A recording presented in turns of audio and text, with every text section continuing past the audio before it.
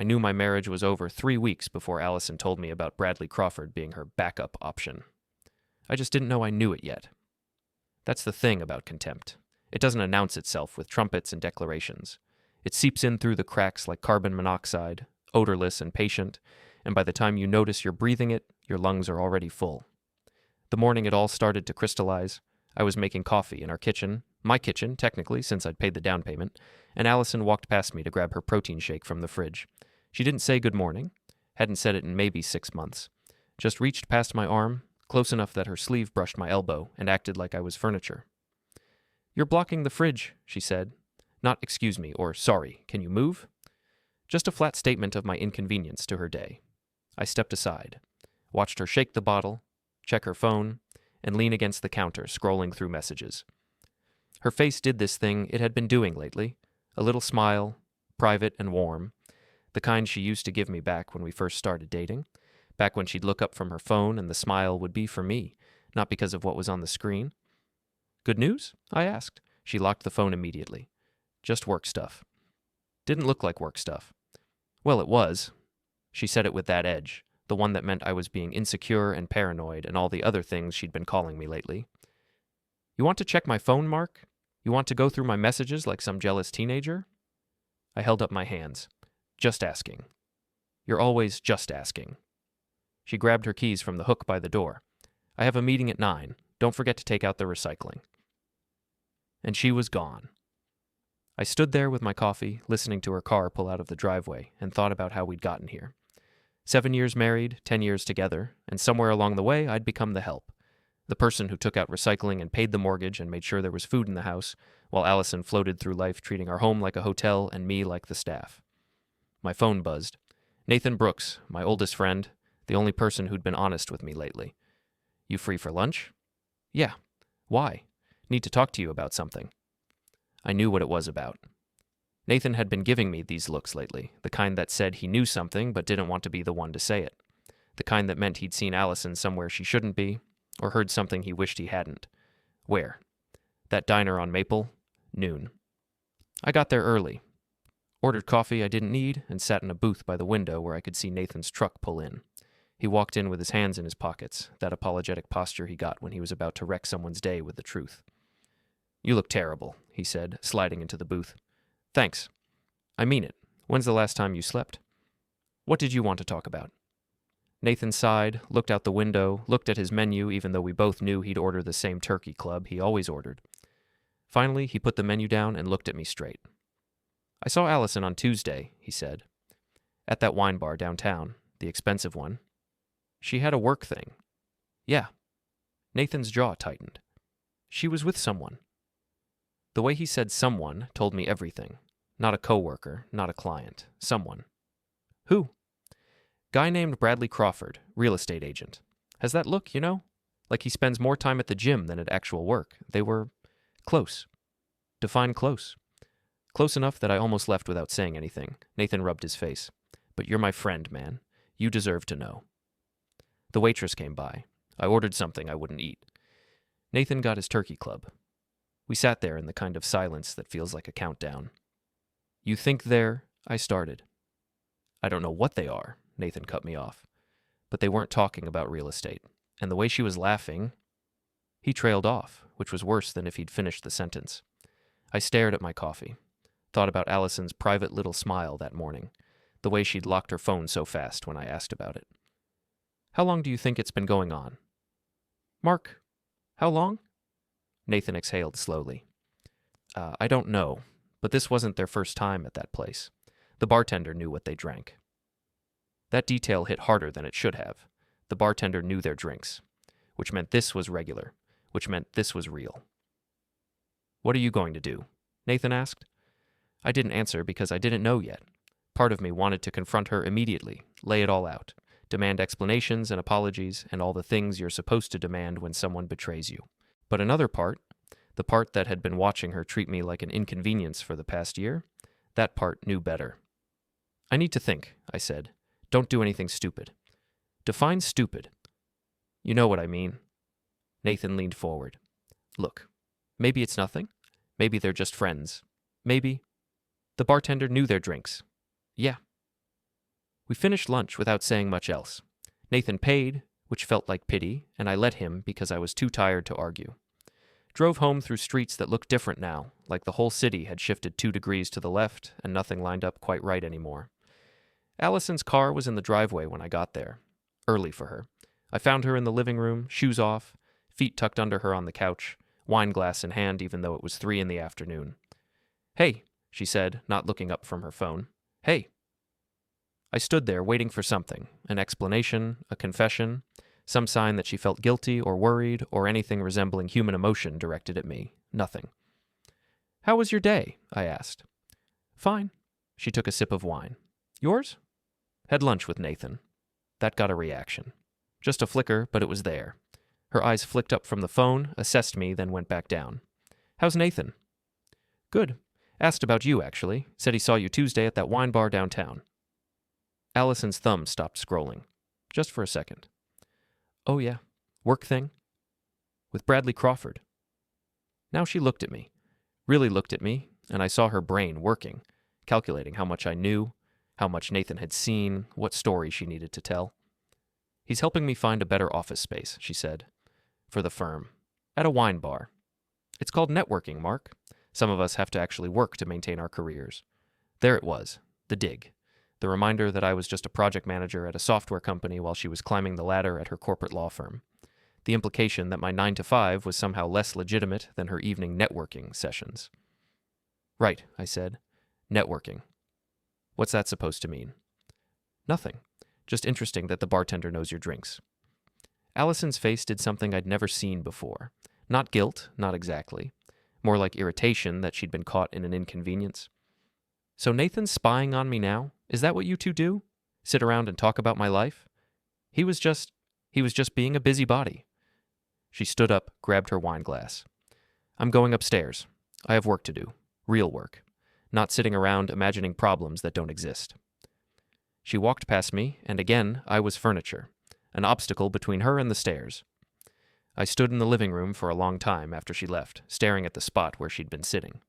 There was a water ring on the coffee table from where she'd set her glass down without using a coaster. A small thing. Insignificant, really. But it felt like proof of something larger. That night, I couldn't sleep. Lay in bed next to Allison, who had no trouble sleeping at all, and stared at the ceiling. Thought about Nathan's face at the diner, the bartender knowing their drinks, the way Allison had said networking, like it was a shield against all questions. Around 2 in the morning, I got up and went to my office. Opened my laptop and did something I'd never done before, something that felt both pathetic and necessary. I looked up Bradley Crawford, found him in about 30 seconds. Real estate agent, like Nathan said. Young, maybe 32. That kind of casual confidence that comes from never really struggling for anything. Photos of him at company events, always with a drink in hand, always smiling that smile that said he knew he was good-looking and expected you to acknowledge it. I scrolled through his social media, public profiles, because guys like Bradley Crawford never think they need privacy. Found a photo from 2 weeks ago. Downtown, outside that wine bar Nathan mentioned. Allison was in the background, not with him, not obviously, but there, in the frame, blurred slightly, laughing at something someone off camera was saying. She was wearing the blue dress she'd told me she wore to a client dinner. I sat back, stared at the screen, felt something cold settle in my chest. This wasn't paranoia. This wasn't insecurity. This was real. The next morning, Allison was already gone when I woke up. Left a note on the kitchen counter. Early meeting. Don't wait up tonight. No love you. No have a good day. Just instructions. I called in sick to work. First time in 3 years, spent the morning driving around, thinking, planning nothing and everything at once.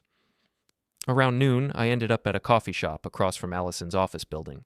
Told myself I was just getting coffee. Told myself I wasn't staking out my own wife. But I waited. And at 12:30, Allison walked out. Not alone. With Bradley Crawford. He said something, she laughed, touched his arm in that way that's casual but isn't, and they walked together toward the parking garage. I sat in my car and felt the last piece of denial crumble away. When I got home, I did something that surprised me. I didn't yell, didn't throw things, didn't call Nathan and rant about betrayal and lies. I opened a beer, sat on the back porch, and thought about the math of it all. 7 years of marriage, 10 years together, a mortgage I paid most of, A life I'd built around someone who'd stopped seeing me as a person and started seeing me as a foundation to build her real life on top of. And Bradley Crawford, the backup option she hadn't even bothered to hide very well. I thought about options, therapy, confrontation, divorce lawyers and mediators, and all the civilized ways people are supposed to handle this. Then I thought about the look on Allison's face when I'd mentioned Nathan seeing her. Not guilt, irritation, like I was a problem to be managed, not a person to be respected.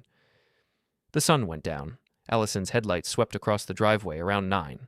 I heard her keys in the lock, her heels on the hardwood, the sound of her dropping her bag by the stairs. "Mark, out here."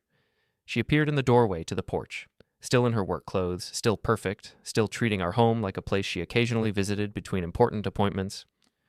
"We need to talk," she said. "Okay." She sat down in the chair across from me, not next to me, across, like we were negotiating a business deal.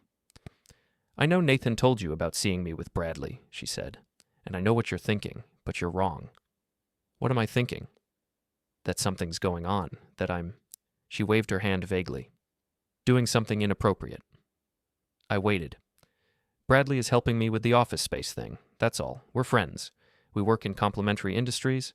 It makes sense for us to know each other." "The bartender knows your drinks." "So? I'm a regular customer. I take a lot of meetings there. It's professional." I took a sip of my beer. Let the silence stretch out. "You don't believe me," she said finally. "I didn't say that." "You don't have to. I can see it." She leaned forward, and for just a second, I saw something like concern cross her face. "Mark, if you can't trust me, if you're going to be like this every time I have a professional relationship with a male colleague, then we have bigger problems than you think." And there it was, the flip. Somehow, in the space of 2 minutes, my reasonable questions about her suspicious behavior had become my trust issues, my paranoia, my problem. "Maybe we do," I said quietly. She blinked. "What's that supposed to mean?" "I'm saying maybe you're right. Maybe we have bigger problems." Allison stood up. "I don't have time for this. I have a deposition tomorrow and I need to prepare. We can talk about your insecurity issues this weekend."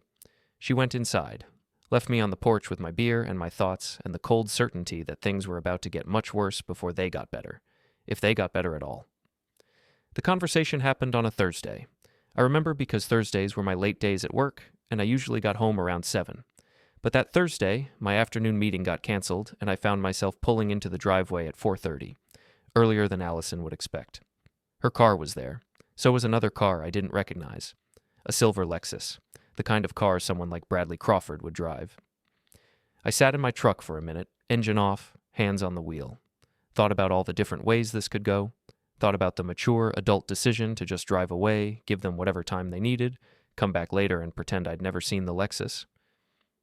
Then I thought about the water ring on the coffee table, the way she'd said networking like it was a magic word that erased all questions, the bartender knowing their drinks. I got out of the truck, walked up to my own front door like I was approaching a crime scene, put my key in the lock as quietly as possible, turned it slow, pushed the door open without a sound. Voices from the living room. Allison's laugh, the one that used to be mine. A deeper voice responding, easy and confident. I stood in the entryway and listened. "Can't believe you talked me into that wine," Allison was saying. "I have so much work to do tonight." "You work too hard." Bradley's voice, casual, familiar, the voice of someone who'd said these things before. "You need to relax sometimes." "I relax." "When? Every time I see you, you're stressed about something." "That's not true. I'm perfectly relaxed right now." A pause. The kind of pause that means something's happening that doesn't need words. I walked into the living room. They were on the couch, not doing anything dramatic. Allison sitting on one end, Bradley on the other, wine glasses on the coffee table between them, but the space felt wrong, too comfortable, too familiar. "Mark." Allison's face went through about 3 expressions in 2 seconds. Surprise, irritation, and finally landing on casual innocence. "You're home early." Meeting got canceled. I looked at Bradley Crawford. Up close, he was exactly what I'd expected. 32, maybe 33, with that gym-built confidence and a smile that said he'd never met a problem he couldn't charm his way out of. "You must be Mark." He stood up, extended his hand like we were at a networking event. "Bradley Crawford. I've heard a lot about you." I didn't take his hand. The smile flickered. Just a little. "Bradley's helping me with the office space search," Allison said quickly, filling the silence. We were just going over some options. I looked at the coffee table. 2 wine glasses, no papers, no laptop, no tablet with property listings. Where are the listings? I asked. What? The office spaces. Where are the listings you're going over? Allison's jaw tightened. We were taking a break. We'd been looking at places all afternoon. On a Thursday. I have a flexible schedule, Mark. That's one of the perks of my position. Bradley cleared his throat. I should probably get going anyway. Allison, I'll send you those links we talked about. Thanks, Bradley. He grabbed his jacket from the back of the couch, gave me a nod that might have been apologetic or might have been victorious, and headed for the door.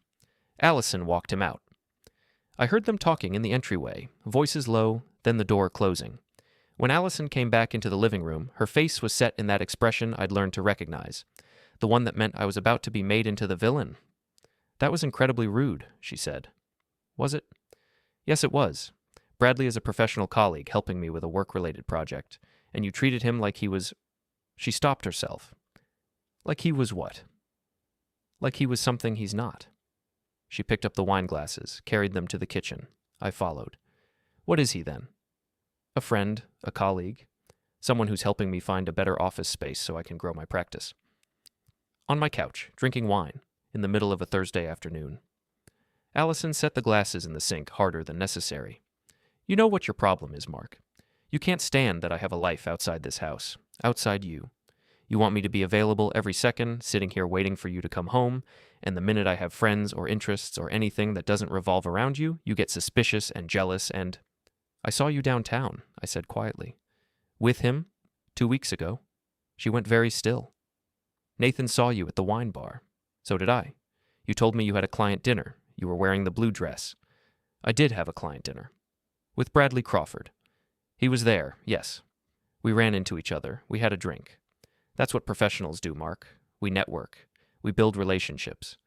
I'm sorry if that threatens you somehow, but that's a you problem, not a me problem. The way she said it, so smooth and practiced, I realized she'd been preparing this speech, maybe for weeks. Ready to deploy the moment I asked the wrong question. How long? I asked. How long what? How long have you been seeing him? I'm not seeing him. Jesus, Mark, do you hear yourself? You sound paranoid. Answer the question. There's nothing to answer. Her voice was rising now, that edge of anger she got when she wasn't getting her way. You want to turn a professional friendship into some kind of sordid affair because you're insecure about your career, about your life, about... Don't, I said. She stopped. Don't make this about me being insecure. Don't make this about my career. Don't gaslight me into thinking I'm crazy for noticing that my wife is spending her Thursday afternoons drinking wine with another man on our couch. It's not like that. Then what's it like? Allison leaned against the counter, and for the first time I saw something like honesty cross her face. Not guilt, not remorse, just honesty. Bradley understands my work, she said carefully. He understands the pressure I'm under, the hours I put in, the sacrifices I make. He gets it. And I don't. You don't. She said it simply, like it was just a fact. You have your 9 to 5, your predictable schedule, your comfortable little routine. You don't understand what it's like to be building something, to be competing at this level. So that's what he is? Someone who understands you? Among other things. The admission hung in the air between us. What other things? I asked. Allison looked at me for a long moment. I could see her weighing options, calculating risks, deciding how much truth to give. He's a friend, she said finally. A good friend. Someone I can talk to. Someone who makes me feel... She trailed off. Makes you feel what? Seen. That word hit harder than any confession could have. Seen, like I'd been invisible for years. And I don't make you feel seen. Not anymore. She said it like she was commenting on the weather. You used to. When we first started dating, you paid attention. You cared about my work, my goals, but somewhere along the way, you stopped. You became comfortable, complacent, and I need more than comfortable, Mark. I need someone who challenges me, who excites me, who makes you feel seen. Yes, I nodded slowly. So, what is Bradley? Your boyfriend? Your affair? What are we calling this? Stop being so insecure, she said, and her voice had that edge of irritation again, like I was a child asking stupid questions. He's just a backup option in case things don't work out between us. The words landed like a physical thing. Backup option. I stared at her, waiting for her to hear what she'd just said to recognize how completely insane that was. But she just looked back at me, defiant, like she'd said something perfectly reasonable. A backup option, I repeated. Yes. Look, I'm not saying I'm actively planning to leave you. I'm just saying that if things don't work out, if we can't get past these trust issues you have, if you can't accept that I have a life outside this marriage, then it's good to know I have options. That's all. That's all. Don't do that thing where you repeat what I say like it's ridiculous. It's practical. People have backup plans. That's just smart. I looked at my wife, at this woman I'd spent 10 years with, built a life with, married and promised forever to, and I realized I didn't know her at all. Maybe I never had. Makes sense, I said quietly. Allison blinked. What? I said it makes sense. Having a backup option. Smart planning. She stared at me, confused by the agreement. So you understand? Completely.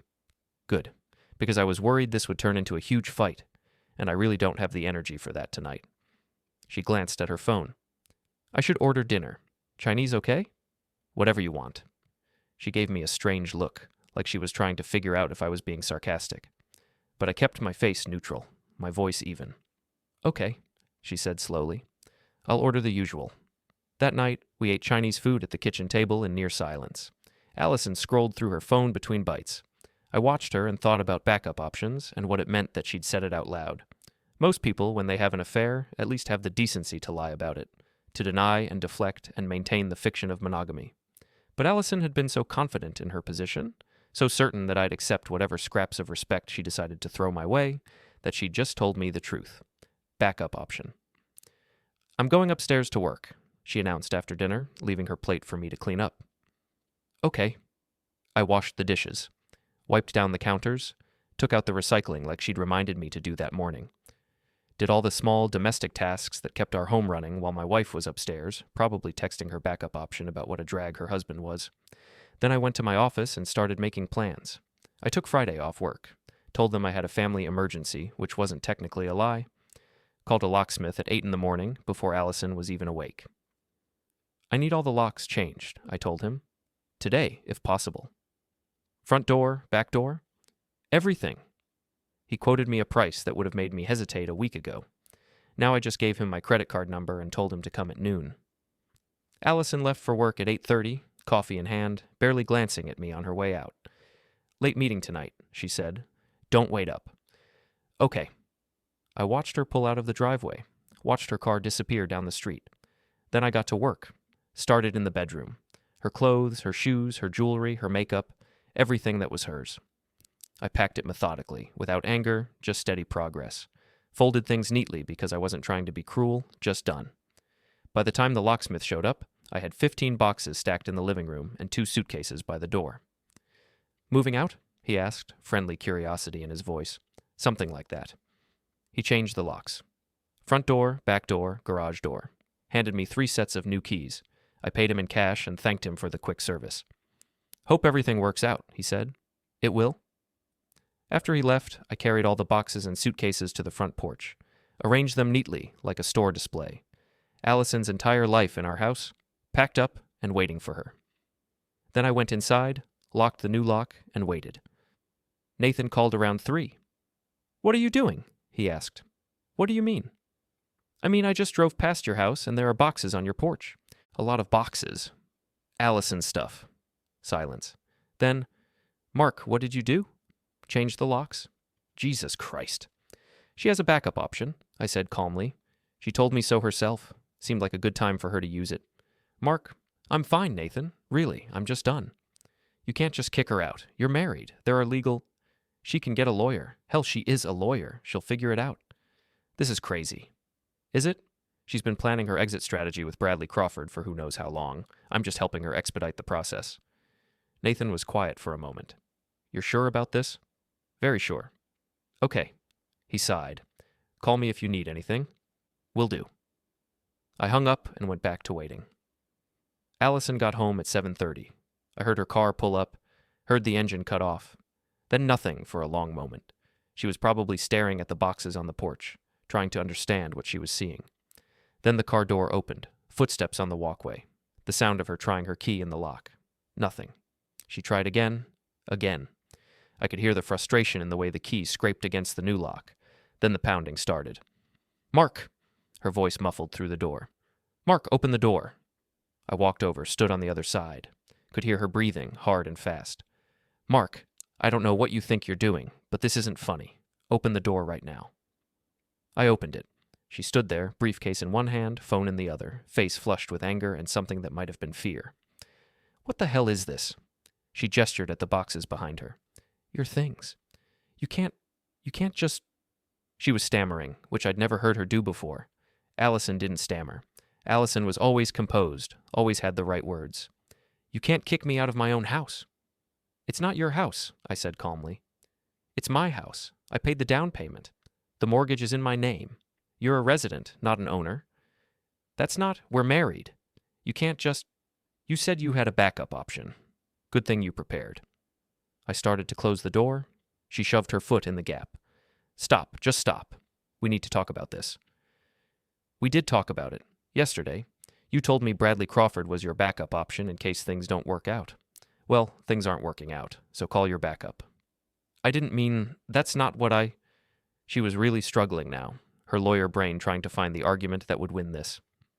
"Mark, please, can we just talk about this like adults? We're done talking. 5 minutes. Give me 5 minutes to explain." "Explain what? That you've been treating me like hired help while you build your real life with someone else? That the bartender knows your drinks because you're there so often with him? That you think having a backup option is just practical planning?" Her mouth opened, closed. No words came out. "Good thing you have him," I said. "Call Bradley. I'm sure he'll help you figure this out." I stepped back and closed the door, locked the new lock. Allison stood on the other side for a moment, silent. Then the pounding started again. "You can't do this. Mark, this is illegal. You can't just lock me out." I walked away from the door, went to the living room, sat down on the couch where she'd been drinking wine with Bradley Crawford yesterday. Picked up my phone. The pounding continued, her voice getting more desperate. "Mark, please, I'm sorry, okay? I'm sorry. Can we just talk about this?" But I was done listening. After about 5 more minutes of pounding and yelling, everything went quiet. I pulled up the security camera app on my phone, watched the front porch feed.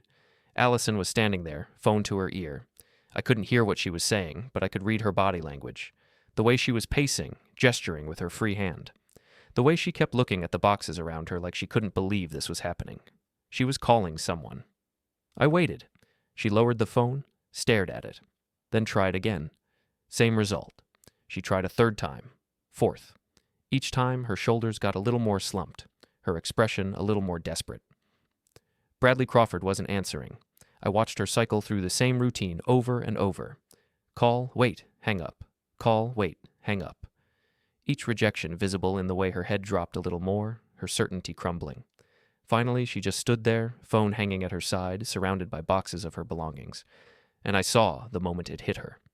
The backup option had declined to be used. She tried one more time. I watched her dial, press the phone to her ear. Wait. Then she was talking, and even through the camera's limited audio, I could hear the tears in her voice. "Bradley, please pick up. I just need someone to talk to.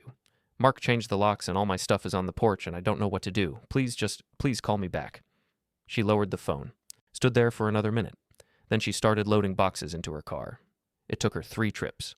She was crying by the second one, trying to hide it from the neighbors who were definitely watching by now. Mrs. Patterson from across the street was standing in her doorway, arms crossed, taking in the show. When Allison had loaded the last box, she turned back to the house, stared at the door like she was thinking about trying one more time. Then her phone rang. I watched her answer it, her whole body changing with hope. But whatever Bradley Crawford said, it wasn't what she wanted to hear. Her face went from hope to shock to something like betrayal, all in the space of seconds. She tried to answer, but he must have hung up because she just stood there with the phone to her ear, talking into the silence. She lowered the phone slowly, looked at it like it was an alien object. Then she got in her car and drove away. I sat on my couch in the house that was finally actually mine again and felt nothing. No triumph, no regret. Just the quiet satisfaction of a decision made and executed. My phone buzzed. "Nathan, did you really do it?" "Yeah, how do you feel?" I thought about that. How did I feel? After 7 years of marriage, 10 years together, ending it all in an afternoon with some boxes and a locksmith. "Free," I typed back. "Where did she go?" Don't know, don't care. That wasn't entirely true. I cared in the abstract, the way you care about traffic accidents you see on the news. But I didn't care the way I would have a week ago. Didn't feel responsible for her anymore. You know she's going to lawyer up, Nathan wrote. Let her. House is in my name. I have documentation of her adultery. She can take me to court if she wants. Just be careful. Always am. I put my phone down and looked around the living room. Everything exactly where it had been yesterday, but somehow different. Cleaner, lighter. The water ring was still on the coffee table. I got up, found furniture polish in the kitchen, wiped it away, stood back and looked at the clean surface. Better. My phone buzzed again. Unknown number this time? We need to talk. Allison's message. Must have borrowed someone's phone since I hadn't answered hers. I blocked the number. A minute later, another unknown number. Mark, this is ridiculous. You can't just throw me out without warning. I blocked that one too. Third number, I'm getting a lawyer. This is illegal eviction. You're going to regret this. Block. Fourth, please. Can we at least talk about this rationally? Block. They stopped after that. I made dinner. Just for myself. Steak and potatoes, cooked the way I like them, ate at the kitchen table without anyone telling me about their stressful day or checking their phone every 30 seconds. After dinner, I cleaned up and went to bed. Slept better than I had in months. Saturday morning, I woke up to 17 missed calls, 12 from Allison's number, 5 from numbers I didn't recognize. Also about 30 text messages, progressing from angry to desperate to threatening and back to desperate again. I deleted all of them without reading past the first few lines. Nathan showed up around 10 with coffee and bagels. You look good, he said, which I knew was code for, you look disturbingly calm for someone who just imploded his marriage. Feel good, yeah? He handed me a coffee. No second thoughts? None. We sat on the back porch, same place where Allison had told me about Bradley being her backup option. Seemed fitting. So what now? Nathan asked. Now I wait. For what? For her to realize I'm serious. For Bradley Crawford to realize he's in deeper than he thought. For things to play out. Nathan gave me a look. You're planning something. I'm not planning anything. I'm just waiting to see what happens. Mark, I'm fine, Nathan. Really. I changed the locks, I kicked her out, and now I'm just living my life. If she wants to escalate, that's on her. She already escalated. She called me last night, crying, asking if I'd talk to you. What did you say? I told her you needed space, that she should give you a few days to cool down. I'm not going to cool down. I know, but she doesn't need to know that yet. Nathan took a sip of his coffee. She's staying with her sister, by the way, Kelly's place in Brookfield. Kelly. Allison's younger sister, the one who'd never liked me, who'd always acted like Allison had married beneath her station. Perfect. How's Bradley Crawford handling all this? I asked. Nathan's expression changed, got darker. That's actually why I came by. There's something you should know. What? Bradley Crawford isn't who you think he is. I waited. I did some asking around, Nathan continued. Turns out he's got a history. 3 relationships in the past 5 years, all with women who were married or in serious relationships. Guy's got a pattern. Breaking up marriages? More like waiting until they're already broken. He's smart about it. Finds women who are unhappy, becomes the friend who understands them, waits until they're ready to jump ship. Then he... Nathan trailed off. Then he what? Then he backs off. Soon as they actually leave their husbands or boyfriends, soon as they're available and expecting him to step up, he disappears. Every time. I sat back, processed that. So he's not actually interested in being with them. He's interested in the chase, the validation, being the other guy, the exciting option. But commitment, responsibility, actually dealing with someone's life after he helped blow it up? Nah, he's gone. And Allison doesn't know this. Didn't seem like it when she was calling him last night. Nathan pulled out his phone, showed me a message. This is from someone who knows him, said he's already dodging Allison's calls, telling people she got too clingy. I looked at the message, then at Nathan. Who told you all this? Does it matter? Yeah, it does. Nathan hesitated. Laura Kins. Laura Kins. I knew that name. She worked in Allison's building, different firm but same floor. Nice woman, always friendly in that genuine way that seemed rare in that world. How does Laura know Bradley Crawford? They dated 2 years ago, before he moved on to his married women phase. She told you all this? She told me some of it. Rest I pieced together. She's worried about Allison, actually. Tried to warn her a few weeks ago, but Allison didn't want to hear it. I thought about that. About Allison ignoring warnings because she was so confident in her position, so certain she knew what she was doing. What else did Laura say? That Bradley's got a temper when things don't go his way. Nothing violent, but mean. Says things designed to make you feel small, makes you doubt yourself until you're apologizing for his behavior. Sounds familiar? Nathan nodded. Yeah, sounds like a match made in heaven. We sat there for a while, drinking coffee, watching birds fight over the feeder in the yard. What are you thinking? Nathan asked eventually. I'm thinking Bradley Crawford made a mistake. What kind of mistake? He picked the wrong woman to play games with. Allison might be a lot of things, but she's not someone who takes rejection well. And she's a lawyer. A good one. So? So when Bradley inevitably burns her the way he's burned everyone else, she's going to want revenge, and she'll have the resources and knowledge to get it. And you think that helps you how? I smiled. Because when she goes after Bradley, she'll leave me alone, enemy of my enemy and all that?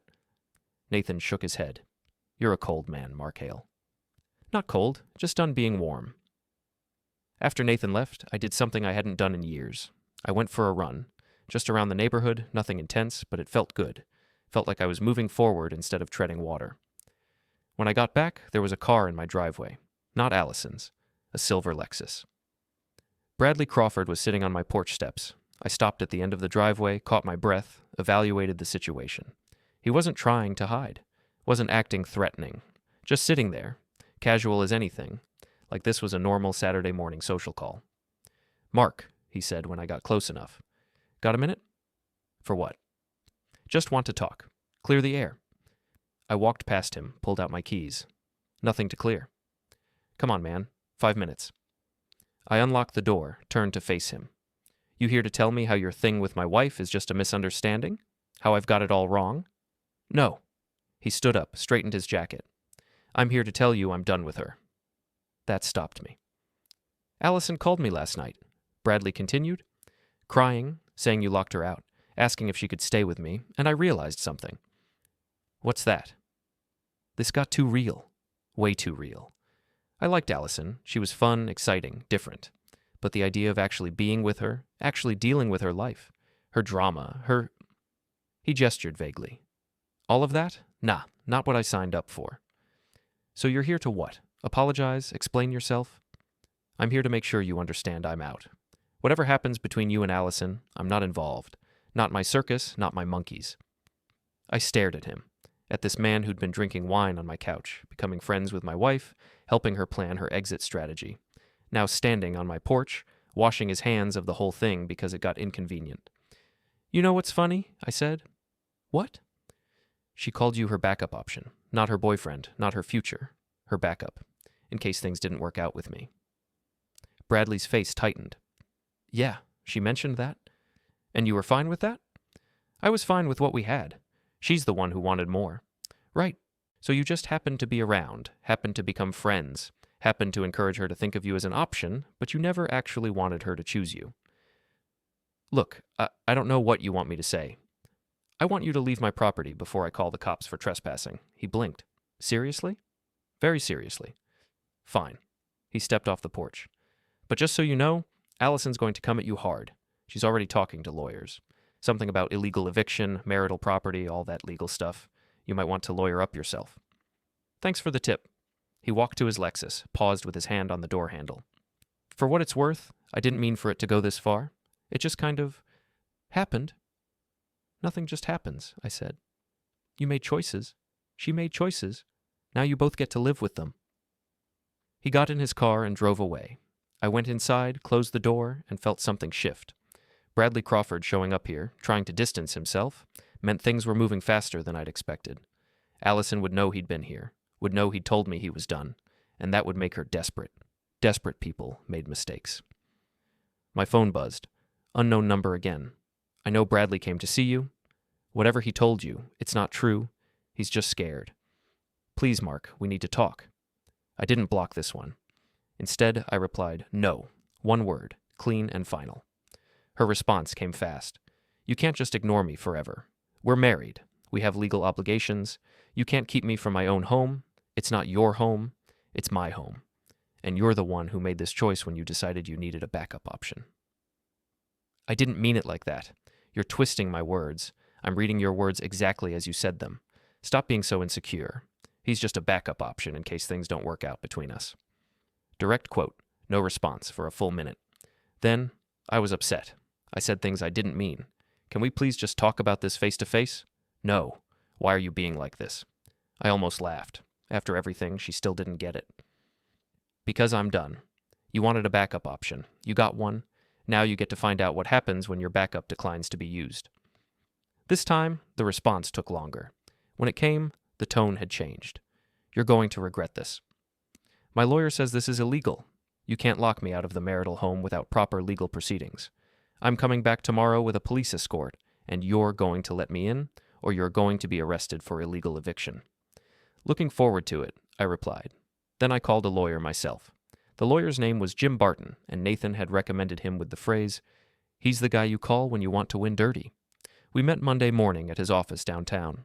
Small space, no fancy reception area, just a desk and filing cabinets, and a man in his 60s who looked like he'd seen every variation of human behavior and stopped being surprised decades ago. "Your wife's right about one thing," he said after I'd explained the situation. "You can't just lock her out. Legally, she has a right to access the marital home. It's my house. It's your marital home. Different thing in the eyes of the law." He leaned back in his chair. "That said, there are ways to handle this that work in your favor. You filed for any orders of protection? No? Good. Don't. Makes you look reactive. What we want is to look reasonable, cooperative, willing to work through proper channels while documenting every single thing she does wrong. Such as? Such as having an affair. Such as using marital property, your house, to conduct that affair. Such as making statements about having a backup option that demonstrates she's already planning the end of the marriage." He pulled out a legal pad. "Tell me exactly what she said, word for word."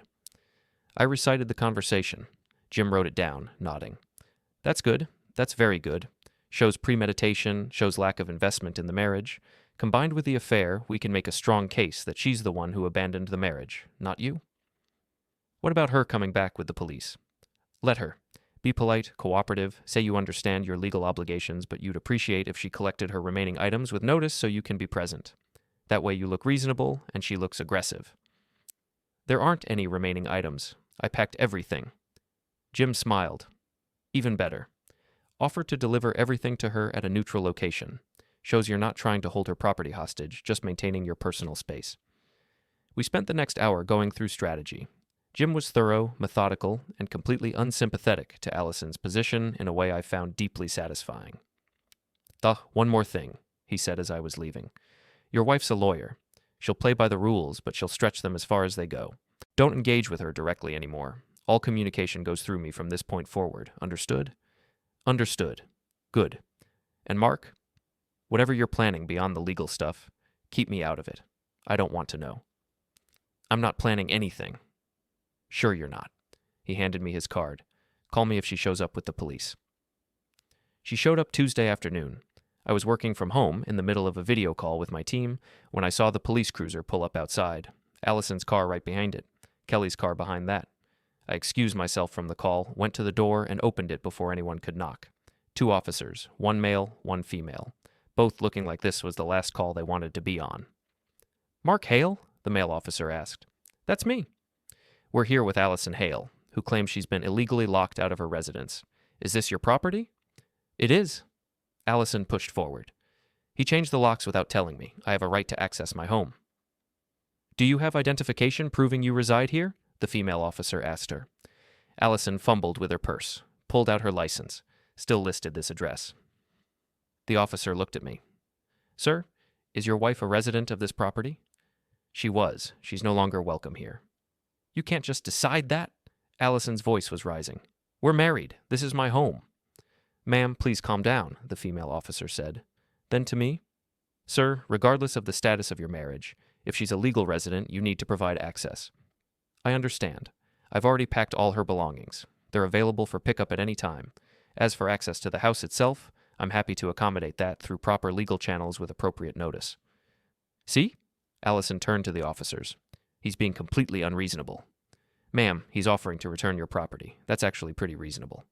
"But I need my things now. I need to be able to come and go. This is my house." The male officer sighed. "Sir, Can you provide her access just for today? Let her collect what she needs? Then you two can work out the rest through lawyers. I made a show of thinking about it. I have a better solution. All her belongings are at a storage facility. Here's the address and access code. I handed Allison a piece of paper I'd prepared that morning. Everything's there. Everything she could possibly need. Allison stared at the paper. You put my things in storage? I offered to deliver them to your sister's place, but you didn't respond. Storage was the next logical step. This is insane.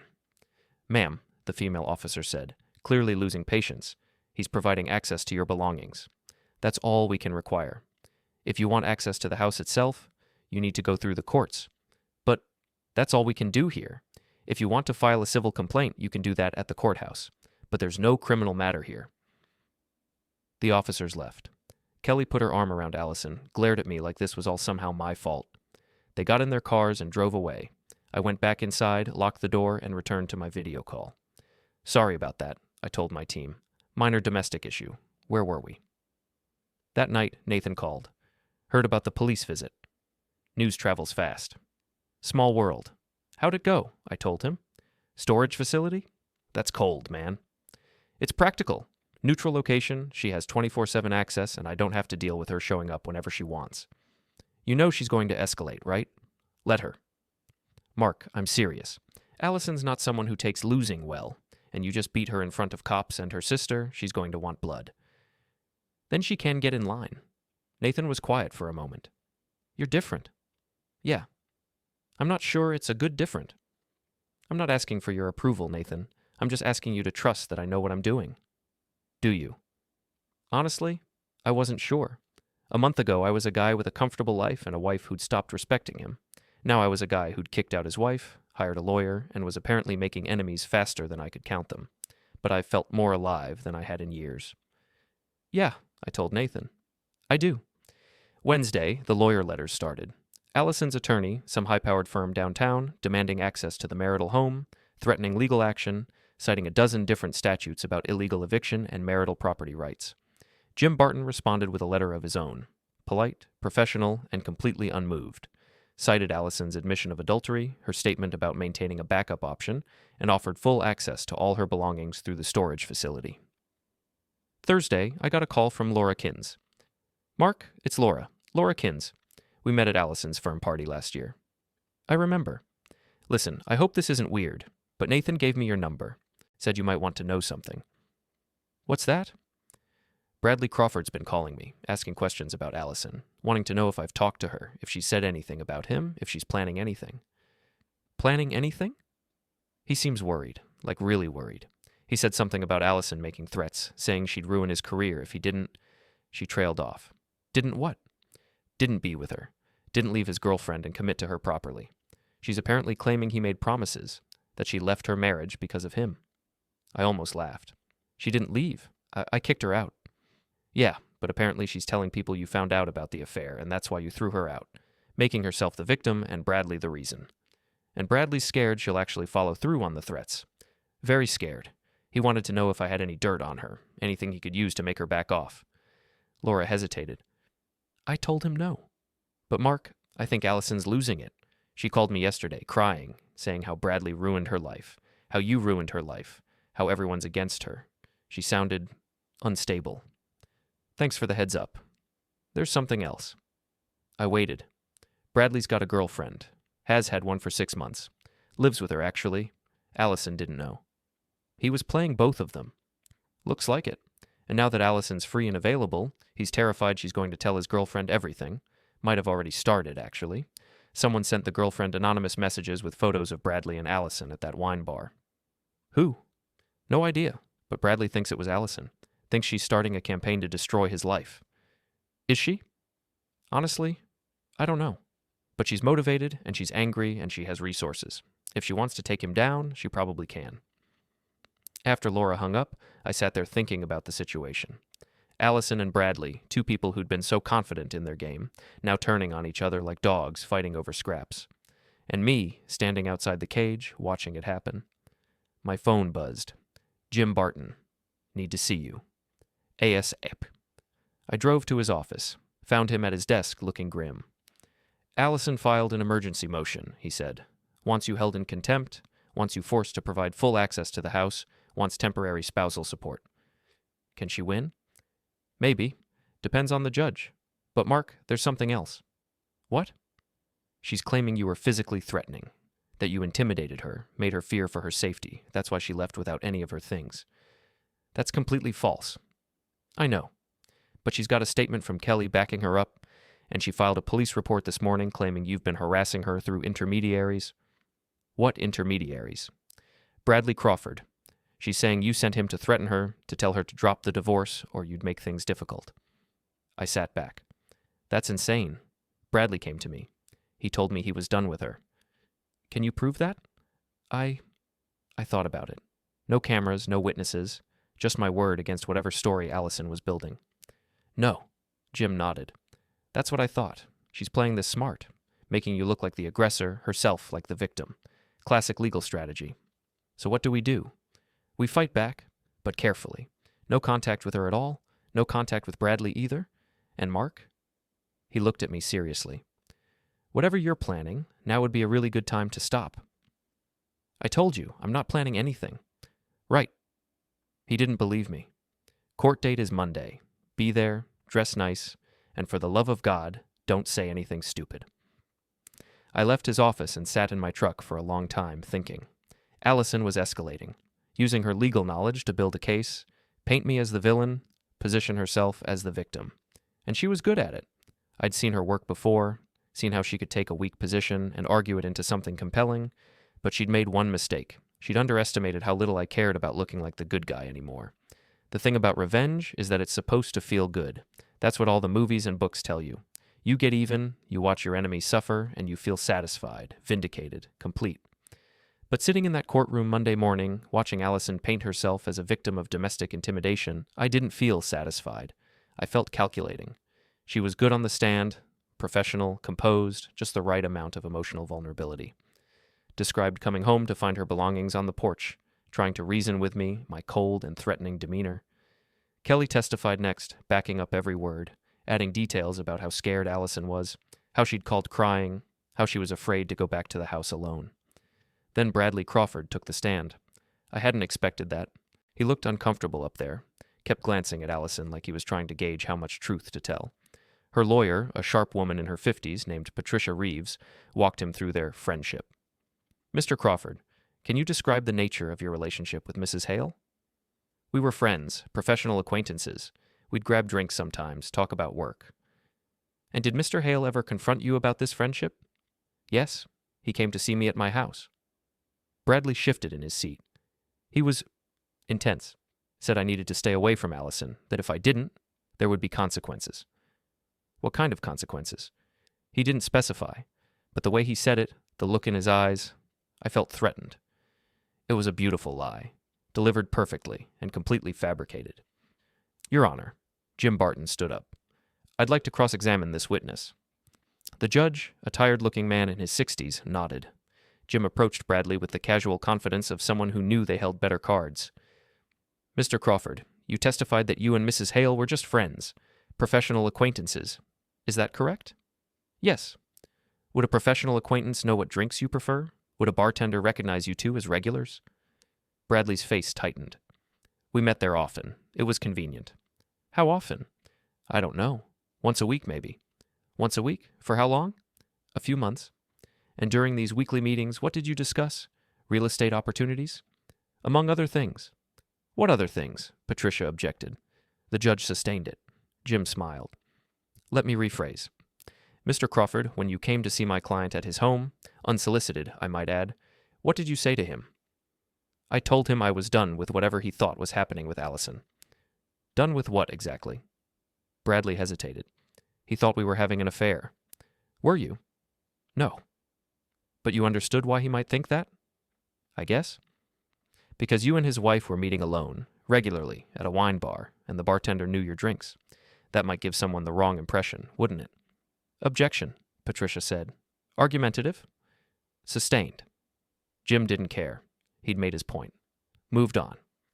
Mr. Crawford, do you currently have a girlfriend? Bradley went very still. I don't see how that's relevant. Answer the question, please. Yes. How long have you been together? About 6 months. And does she know about your weekly meetings with Mrs. Hale? She knows I have professional relationships. Does she know specifically about Mrs. Hale? Silence. Mr. Crawford? No. Why not?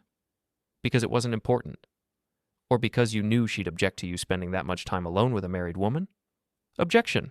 Sustained. Mr. Barton, move on. But again, the damage was done. The judge was looking at Bradley differently now. The jury, if this had been a jury trial, would have been skeptical. Jim wrapped up, and Bradley practically ran off the stand. Then it was my turn. I kept it simple, answered questions honestly. Yes, I'd changed the locks. Yes, I'd packed Allison's things. No, I'd never threatened anyone. No, I'd never been violent or intimidating. Mr. Hale, Patricia Reeves asked, why did you lock your wife out of her own home? Because she told me she was keeping Bradley Crawford as a backup option in case our marriage didn't work out. Exact words. I decided at that point that the marriage wasn't working out. So you took it upon yourself to unilaterally end the marriage without any discussion or counseling? We discussed it. She called Bradley her backup option. I called her on it. She didn't deny it. And you thought the appropriate response was to throw her belongings on the porch and change the locks? I thought the appropriate response was to stop participating in a marriage where I was treated as disposable. Patricia smiled. Dramatic language, Mr. Hale. Accurate language, Miss Reeves. The judge cut in. That's enough. Mr. Hale, you can step down. The ruling came an hour later. The judge looked tired, like he'd seen this exact scenario play out 100 times and was exhausted by it. This court finds that while Mr. Hale's actions were unorthodox, they don't constitute illegal eviction given that he provided access to Mrs. Hale's belongings through appropriate means. However, this court also finds that Mrs. Hale has a right to access the marital home with proper notice. Allison looked triumphant, started to smile. That said, the judge continued, Mrs. Hale's claims of intimidation and threats are not supported by sufficient evidence.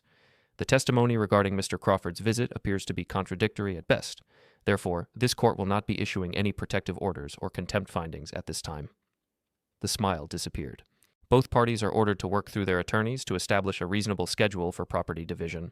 This court will revisit the issue in 30 days if an agreement cannot be reached. Court adjourned. We stood. Allison stared at me across the courtroom. I stared back.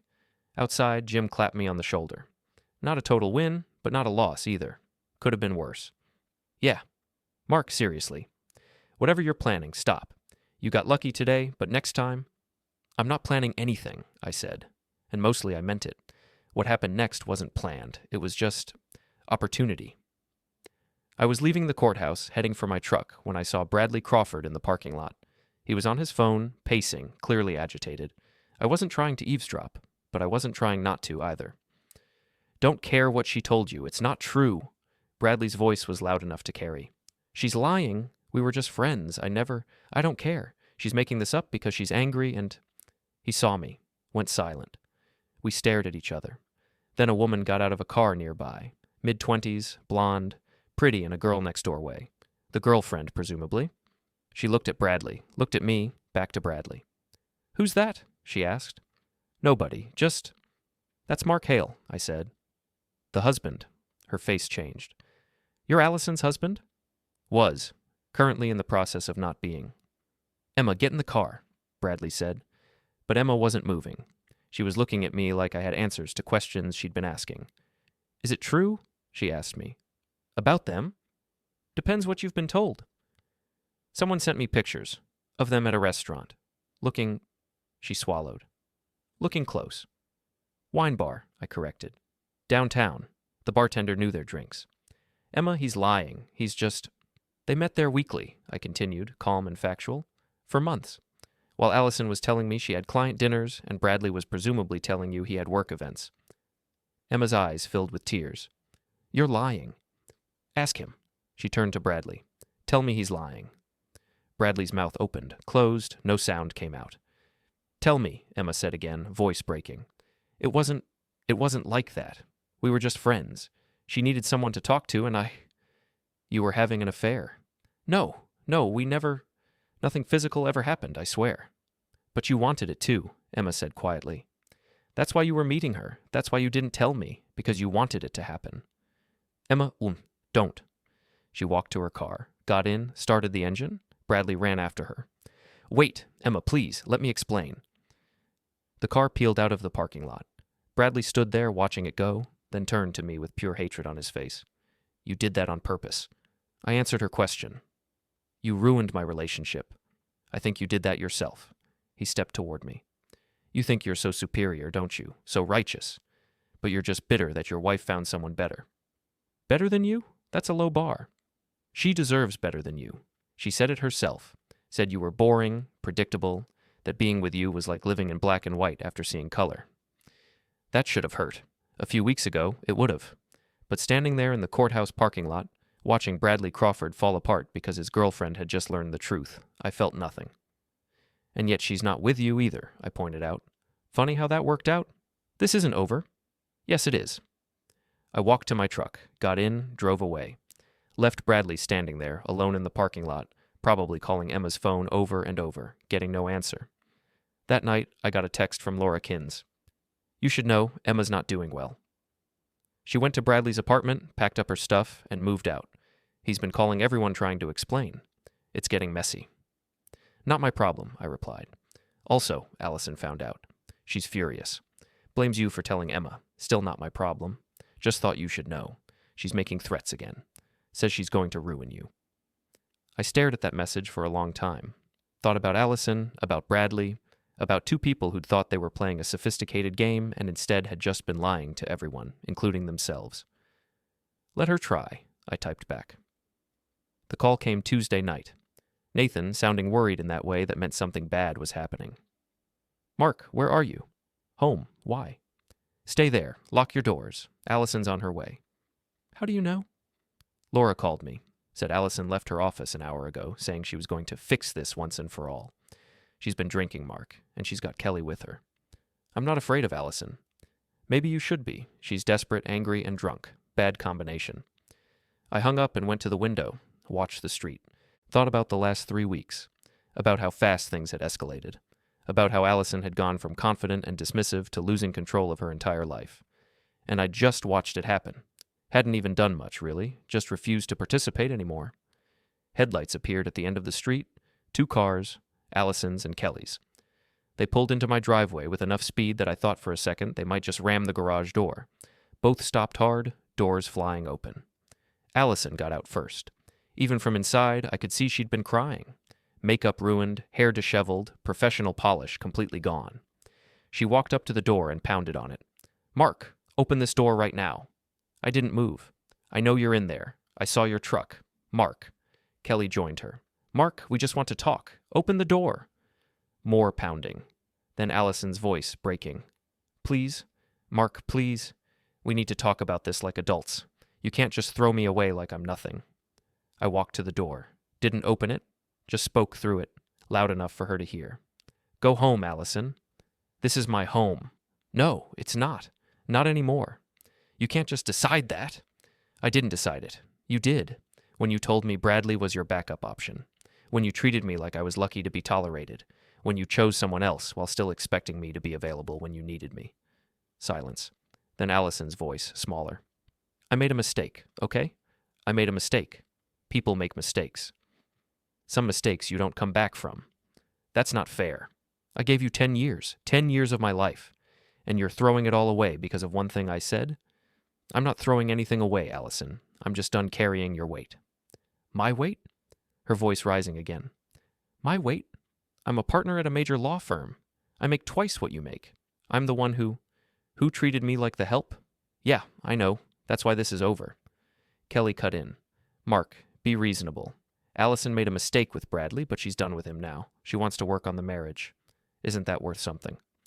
She didn't make a mistake with Bradley. She made a choice. A calculated choice. And she's not done with him because she wants to save our marriage. She's done with him because he rejected her. That's not true. Allison was crying again. I realized I was wrong.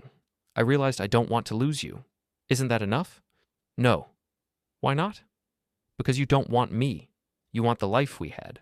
The house, the stability, the person who takes care of things while you focus on your career. But you don't want me. Yes, I do. Prove it. Silence.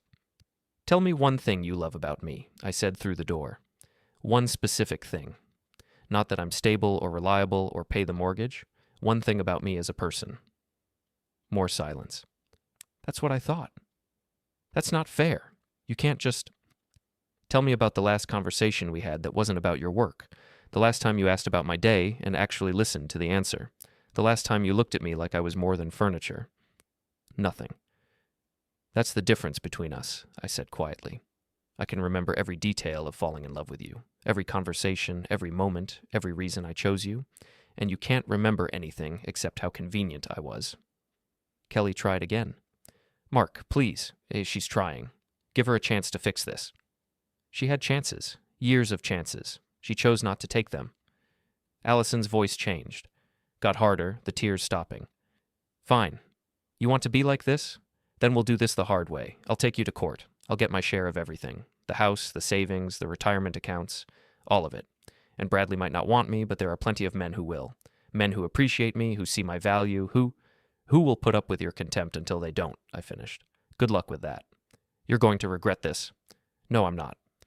I walked away from the door, went to the living room, sat down on the couch, pulled out my phone. Could still hear them outside. Allison ranting, Kelly trying to calm her down. I called the police. I have 2 intoxicated individuals on my property refusing to leave, I said calmly. No, they're not violent. Yes, I'd like them removed. Thank you. The police arrived in 8 minutes. I watched through the window as they talked to Allison and Kelly, checked IDs, ran tests. Allison failed the breathalyzer. They took her car keys, offered to call a taxi. Kelly drove them both away, Allison still yelling something I couldn't hear anymore. And then they were gone. The house was quiet, completely quiet. No yelling, no drama, no chaos. Just quiet. I sat there for a long time, thinking about the last 3 weeks. About how a marriage could end not with drama or disaster, but with a single sentence. He's just a backup option. My phone buzzed. Jim Barton. Heard about tonight. You okay? Fine. Good. Allison's going to escalate. Probably file another motion. We should meet tomorrow. Okay. I put the phone down and realized something. I wasn't angry anymore. Wasn't hurt. Wasn't anything except tired. The revenge I'd thought I wanted. The satisfaction I'd expected to feel watching Allison's life fall apart. None of it had materialized. Because it wasn't about revenge. It never had been. It was about respect. And the minute I realized I'd lost hers, maybe never had it, everything else became clear. She could take me to court. Could make things difficult. Could tell everyone her version of events where she was the victim and I was the villain. But none of that mattered. Because I'd already won the only thing that counted. My self-respect back. Wednesday morning, I woke up to texts from Nathan, Laura, and Jim, all saying essentially the same thing. Allison had filed an emergency motion claiming harassment, had provided a recording of me supposedly threatening her through the door, and was demanding an immediate hearing. I listened to the recording Jim forwarded. It was heavily edited. Phrases taken out of context, rearranged to make me sound cold and threatening. Clever work, actually, very lawyerly. Can she use this? I asked Jim when we met. Probably not. It's obviously edited, but it'll make things messy for a while. How messy? Couple months, maybe. Depends on the judge. You ready for that? I thought about it. Couple more months of court dates, legal fees, Allison's attempts to paint me as the villain, months of everyone from Nathan to coworkers asking if I was okay, treating me like I was either a victim or a monster, depending on their perspective. Yeah, I said. I'm ready. Because the thing was, Allison had already played her best cards. The affair angle hadn't worked. The intimidation angle hadn't worked. The victim angle was failing. All she had left was delay tactics and inconvenience. And I had time. The hearing was scheduled for Friday. I showed up early, dressed the same way I had for the last court appearance. Jim met me outside with his briefcase and his game face. Remember, he said. Stay calm. Don't react to anything she says. Let me handle it. Got it. Inside, Allison was already there. Professional outfit, hair perfect, makeup careful. The complete opposite of the disheveled, crying woman who'd shown up at my door 2 nights ago. Patricia Reeves called their first witness. Kelly, again, testifying about how scared Allison was, how I'd refused to let her in, how I'd called the police on her for no reason. Jim cross-examined. Ms. Hale, when you arrived at the property Tuesday night, had your sister been drinking? She was upset. She may have had a glass of wine. 1 glass? Kelly hesitated. Maybe 2? And she was driving? I drove her home after. After the police arrived and took her keys because she failed a breathalyzer test? Patricia objected. The judge, the same tired man from before, overruled it. Yes, Kelly admitted. So your sister showed up at her estranged husband's home, intoxicated, demanding entry, and you don't think Mr. Hale had a right to call the police? She just wanted to talk. While drunk, at his private residence, after he'd made it clear he didn't want contact. Kelly had no good answer to that. Then Allison took the stand. She was good. Played the hurt, confused wife perfectly. Talked about how she'd made a mistake, wanted to fix things, tried to have an adult conversation. Patricia walked her through the recording. Mrs. Hale, can you describe what happened Tuesday night? I went to the house to talk to Mark, to try to save our marriage, but he wouldn't even open the door. He said cruel things through the door, about how I wasn't worth his time, how I'd never appreciated him, how... Objection, Jim stood. The witness is characterizing statements that are available in full context via police report. The actual statements differ significantly from what she's describing. The judge looked at Patricia. Do you have the full recording? Your Honor, the full recording contains private marital conversations that... If you're entering partial recordings as evidence, I want the full version. That's basic chain of evidence, Counselor. Patricia's face tightened. We don't have the full recording available at this time. Then the partial recording is inadmissible. Proceed without it. Allison's testimony lost its teeth after that. She tried to describe my threatening behavior, but without the recording to back her up, it just sounded like normal marital conflict. Jim's cross-examination was surgical. Mrs. Hale, you testified that you wanted to save your marriage. Is that correct? Yes. When did you come to this conclusion? After Mark locked me out. I realized I'd made a mistake. With Bradley Crawford? Yes.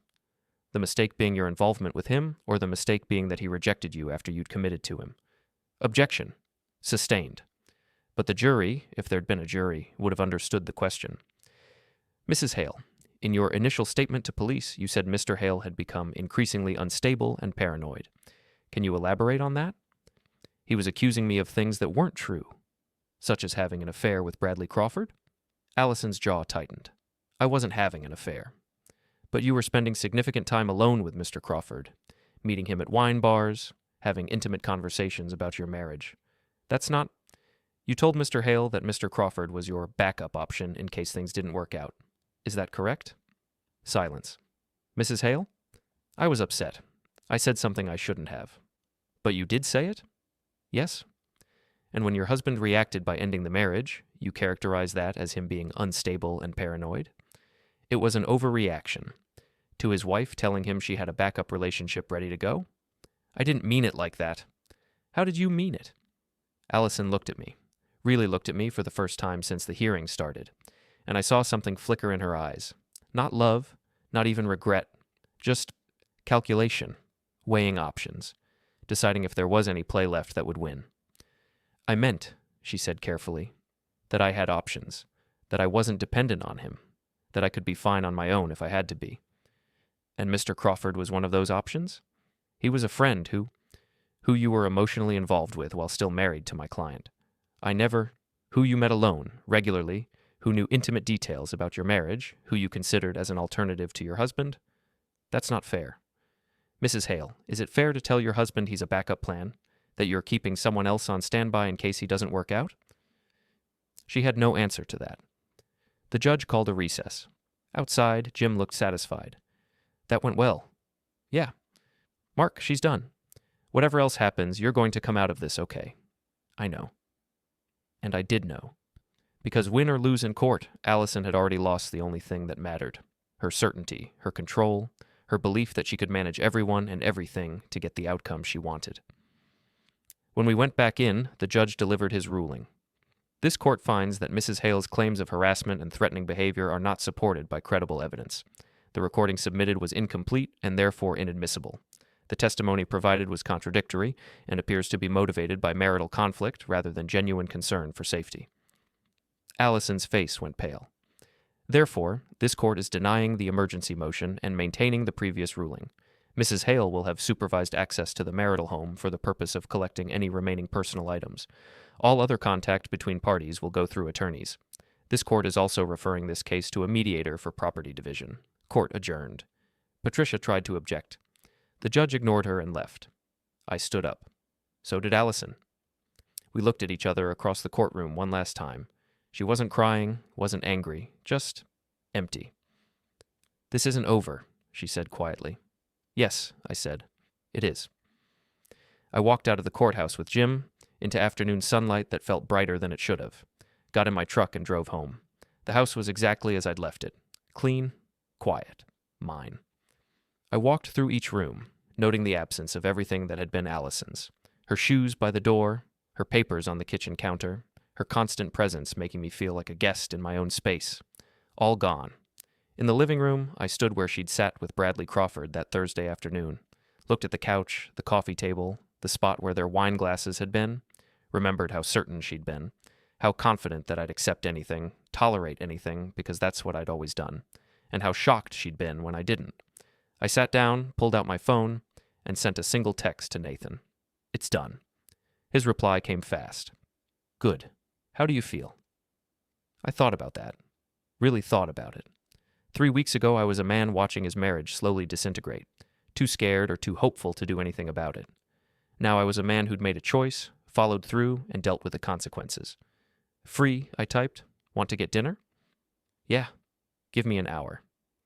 I put my phone down and looked around my house, my space, my life. Allison would go on to other things, other relationships, other plans, other backup options. She'd tell her version of events, paint herself as the victim, or the survivor, or whatever narrative served her best. And I'd let her. Because none of it mattered anymore. I'd gotten the only revenge that counted. I'd gotten my life back.